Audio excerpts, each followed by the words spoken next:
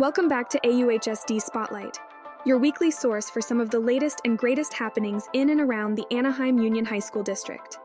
In this episode, we'll be shining a spotlight on Katella Talks, a mindfulness workshop, and a music education award.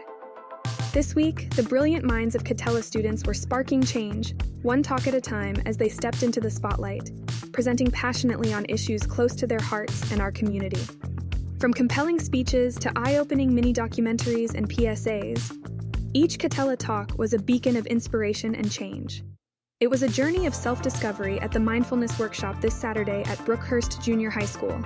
Led by student representatives from across AUHSD, the mission of the Mindfulness Workshop is to empower students and our community with tools for managing emotions and stress.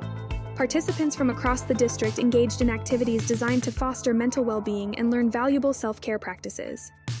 Finally, AUHSD is thrilled to announce that we've been honored by the NAMM Foundation with the prestigious Best Communities for Music Education designation for the 5th consecutive year. This recognition underscores an unwavering dedication to music education and the arts. Huge congratulations to our incredible music teachers, hardworking students, and supportive families for continuously sharing the joy of music with our community. This has been AUHSD Spotlight.